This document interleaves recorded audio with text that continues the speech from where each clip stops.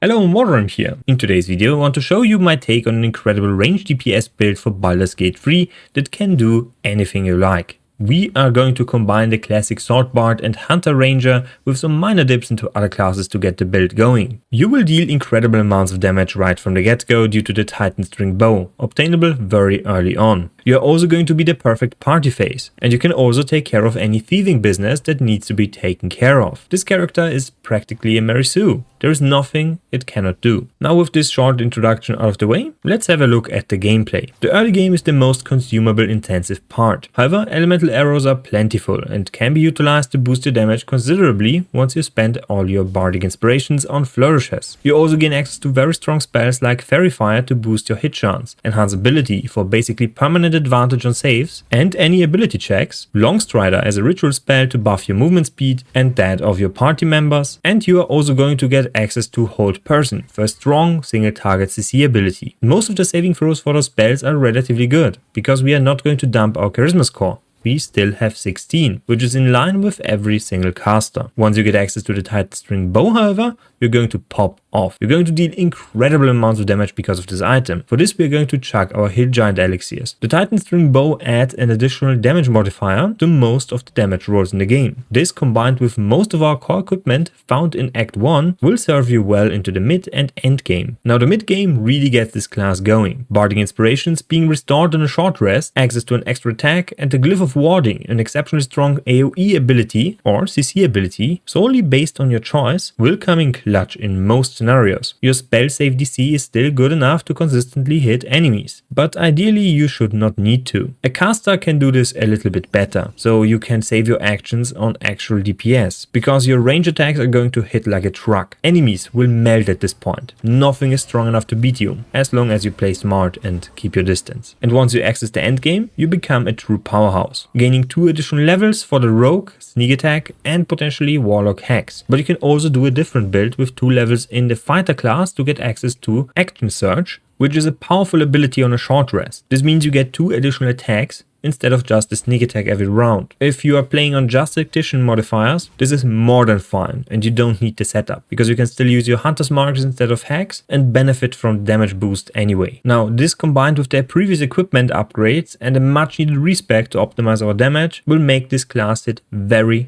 hard. I'm talking about 400 to 800 damage in a single round depending on your choices. Ideally you want to have a caster to buff you with haste, potentially a cleric to heal your wounds and provide you with bless, 8, and a feast to boost your HP. And of course a frontliner to keep enemies away from you is optimal for this class. This character can be played solo in tactician, however I do recommend a full on party with a balanced setup. We are lacking AoE, long range CC abilities, strong CC abilities for single target enemies and heals. It's going to be rough playing this one as a solo character. Next, let's have a look at the ability score for this build. We are going to start with 8 strength, 16 dexterity, 14 constitution, 8 intelligence, 12 wisdom and 16 charisma. Any ability score improvement through other means than leveling up are optional. I personally do not recommend using the hack hair on this character. It is better spent on a caster. And the mirror can be used to boost your dexterity score to 20 at the cost of intelligence or strength. Wisdom is kept at 12 for the additional bonus to wisdom saving throws, which are plentiful in Baldurs Gate 3. We only get access to 2 feats with this build, which are used on sharpshooter and an ability score improvement to +2 dexterity. This means the maximum dexterity we can obtain with this character is 18 without the mirror and 20 with the mirror. We're going to start with 6 levels in Bard. The first cantrips are going to be Friends for advantage on charisma checks and Minor Illusion to distract guards so you can steal a little bit better. Our spells of choice are going to be Fairy Fire, Healing Word, Longstrider and Speak with Animals.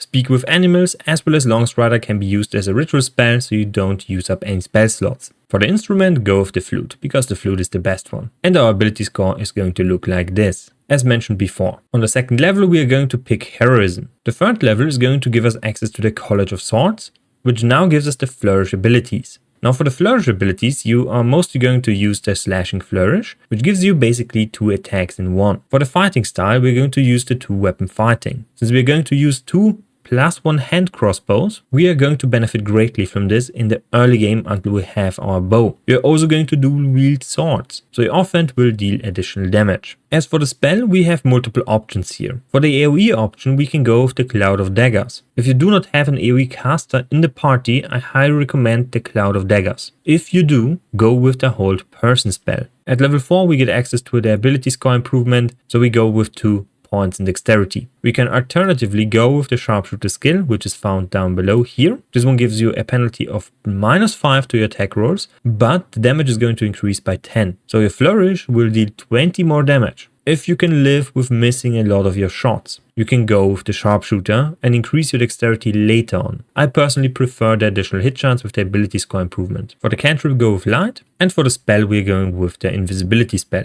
However, we are also going to replace a spell. Dump heroism and pick up enhance ability. At level 5 we can now short rest, which is the font of inspiration, to regain our bardic inspirations. Our flourishes use our bardic inspiration, so we now can replenish them 3 times per long rest, which is amazing. For the level 3 spell, I highly recommend the Glyph of Warding. At level 6 we get our extra attack and we can pick another spell. There are 2 choices you can make here. One is the Fear spell, which is quite nice if the enemy drops the weapon, or you can go with the plant growth ability. I personally prefer the Fear spell. At level 7 you're going to multiclass into the Hunter class. On the top right corner of the level up screen you can press the add class button and we can pick up the Ranger. For the favored enemy, go with the Mage Breaker, and for the natural enemy, go with the Fire Resistance. For the proficiency, go with the Perception roll. This one is quite handy for the whole game, especially in Act 2 and further. For level 8 or level 2 with the Ranger, go with the Archery Fighting style, and we're going to pick up Hunter's Mark as well as Enhanced Leap. At level 3 we're going to pick up another spell, which is going to be Good Berry, and for the subclass go with the Hunter. For the Hunter's Prey we're going to go with the Colossus Slayer for another attack modifier. So when we attack an enemy that is already damaged, so with our Flourish, that's going to be the second arrow, this one will then proc an additional 1d8. This 1d8 inherits all the damage rider modifiers, which is basically another attack. So once per round, we can deal another attack. At level 10, we are going to pick up another feat, which is going to be the Sharpshooter. This will boost our damage massively. At this point, you have enough modifiers to your attack rolls that you are basically always guaranteed to hit. The last 2 levels go into the multiclass section, and we are going to pick up 1 level in the Rogue to get sneak attacks, which is another damage source, and then afterwards pick up the Warlock, which gives us the opportunity to pick another spell, which is called Hex, which we can apply on an enemy, which then triggers on most damage sources in the game. So you're going to see a ton of additional necrotic damage. However, if you're going to play with the Hill Giant gloves, which I will explain later, you can use the Bloodlust Elixir and go with 2 levels in the Fighter. This will give you access to another fighting style, which is going to be the additional armor class, Defense 1.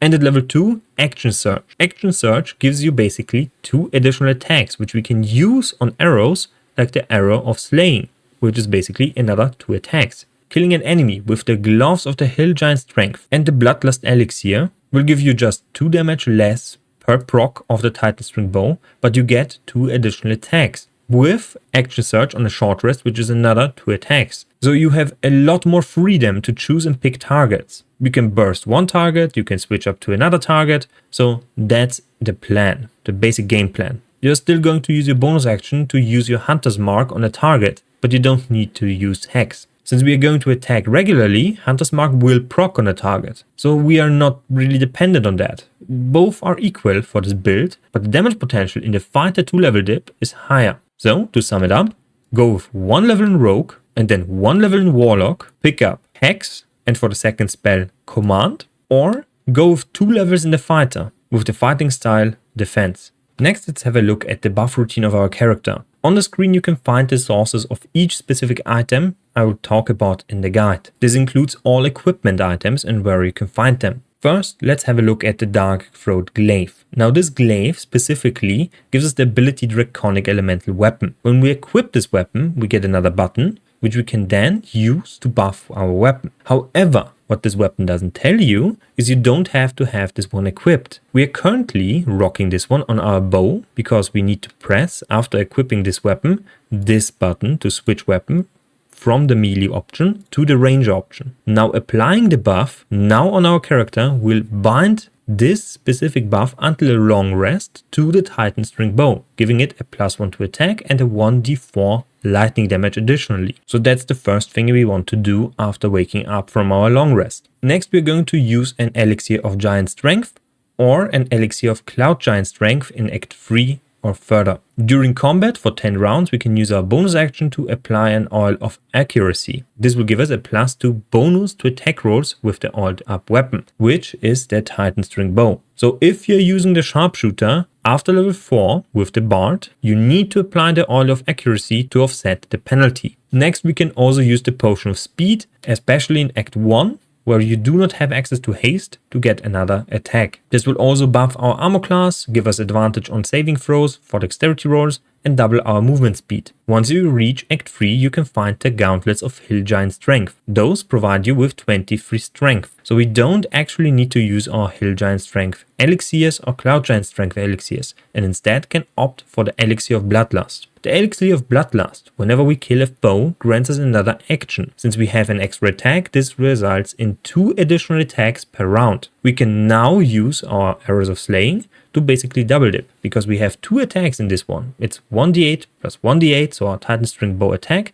plus the 1d4 and all modifiers, which is exceptionally strong. However, it is better to use the Stalker gloves on this character if you're going to go with 1 level in Rogue and 1 level with the Warlock, because only Hex procs on the additional force damage and the sneak attack damage. If you're going to rock this character as a fighter, it is much better to use the Gauntlets of Hill Giant Strength. Regular attacks will apply the additional damage of the Hunter's Mark. So if you apply this one on an NPC, for example with us, we benefit on every source from the 1d4 additional piercing damage. This is not true for sneak attack damage and the additional force damage of the sneak attack. Now looking further into the consumables, we have additional Arrows of Slaying, all of which are listed currently on the screen with the specific targets for the arrows. So you can find those throughout the whole game, and those should be used whenever you can, because they boost the damage very considerably. Otherwise, use the Arrow of Fire, Lightning, Ice, Acid for AoE purposes. And if you do not want to hit a target with your AoE, for example an ally, you can use the Necrotic Arrows. For AoE purposes, I highly recommend going with and buying every single arrow of many targets, because this one gives you 2.5 damage basically. All your riders apply to this one, so it's an incredibly strong attack. And then you have your utility arrows.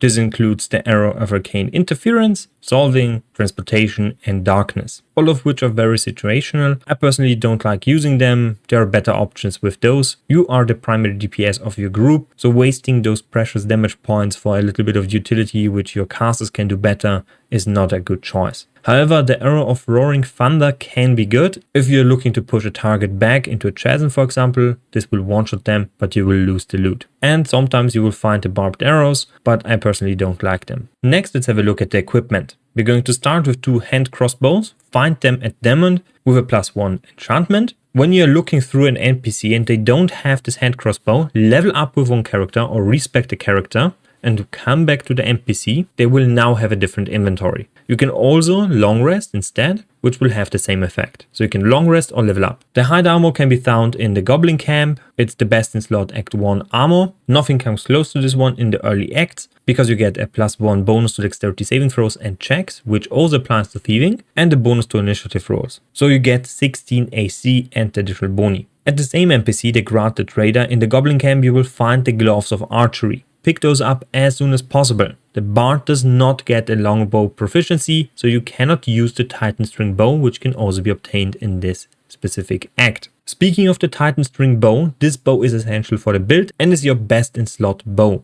This one is locked behind a pretty hard fight, so you're going to use your hand crossbows for most of Act 1 and then switch to this specific bow later on. For the boots you have multiple options. First, the Spider Step boots. Those are basically just filler boots for a specific fight versus spiders. You can also find the Speedy Light feet in this specific village, the Blighted Village, in a chest underneath the mill. So when you dash, you get lightning charges, which is a +1 to your attack rolls and to your damage rolls. I personally didn't like them. I didn't utilize them also very efficiently. I preferred something passive, which came in form of the Boots of Speed, which you can find in Act 1b, so underneath in the Underdark. And once you get into the Grimforge, you can find the Disintegrating Nightwalkers. And there you can also find the short sword of First Blood, which will be your offhand. This sword has a special bonus. Now it doesn't provide you with a +1 to attacks, but another 1d8. This 1d8 functions as another damage source, which is exceptionally strong. You can use this one as an offhand or main hand. It doesn't matter at this point. You're going to be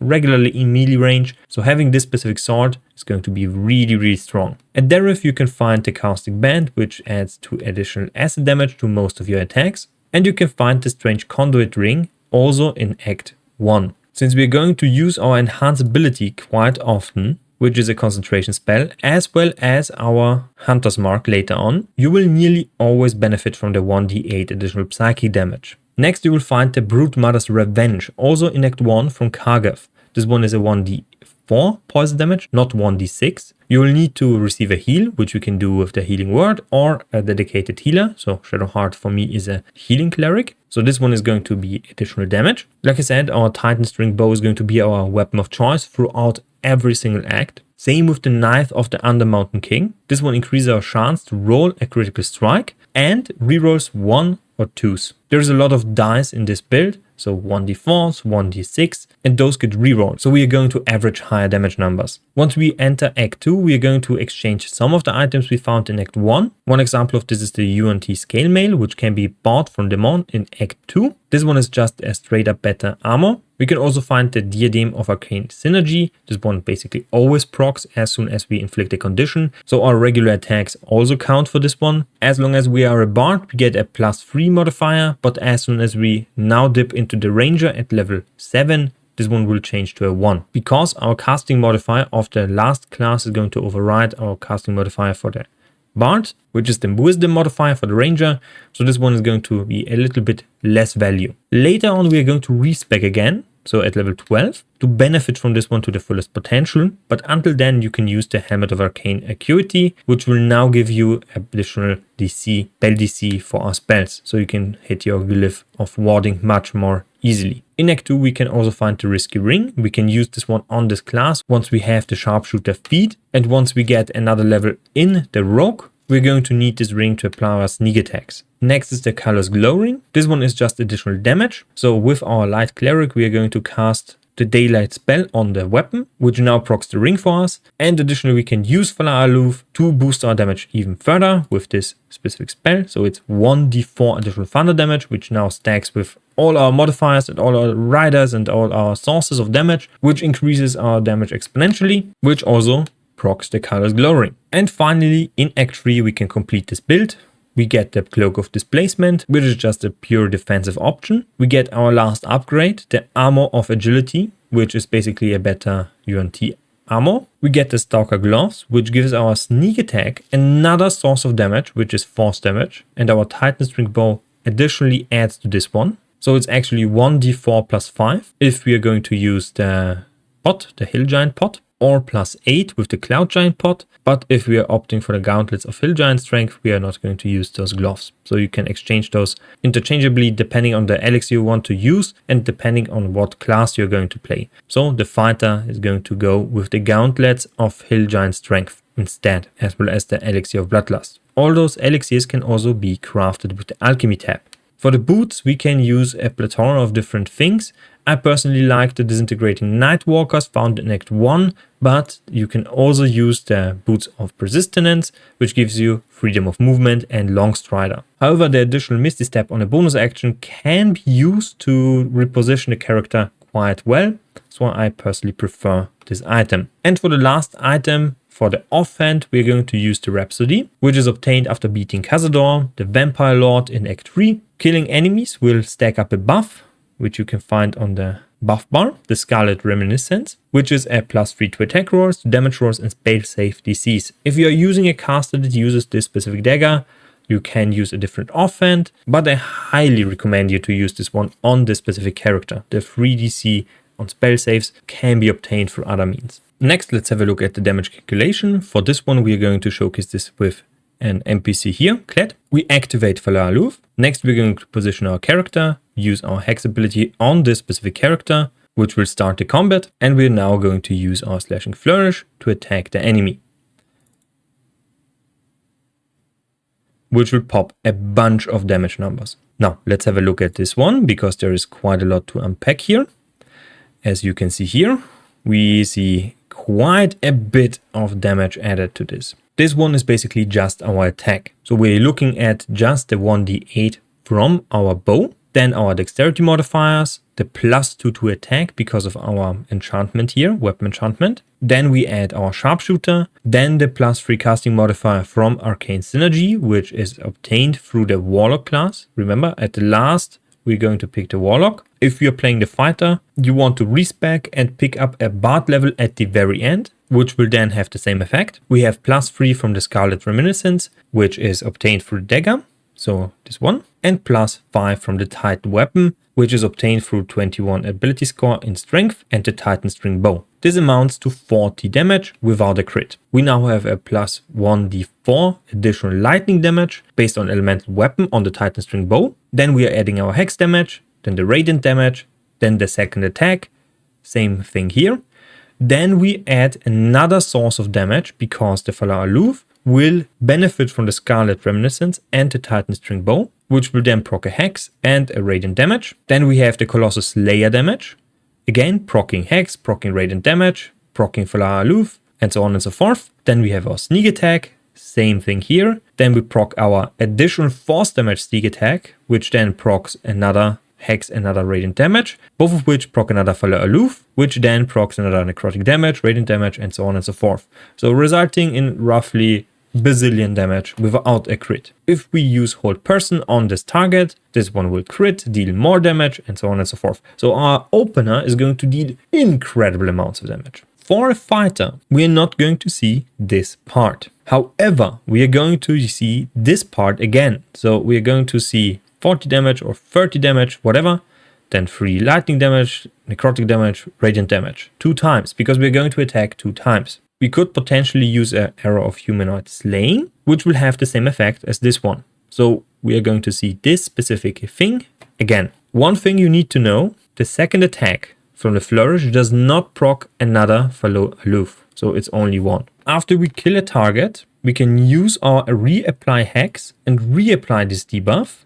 Then we can perform another Flourish. This one will deal considerably less damage because we don't have Falar Aloof in the vicinity, and additionally we don't have the sneak attack and the Colossus Slayer. So all of those bonuses are applying at the opener. So this sums up the build. If you found this one helpful, please leave a like, comment down below if you have any questions or remarks, subscribe if you haven't already. You can also join the channel membership or leave a donation if you have the spare coin. So see you next time and bye.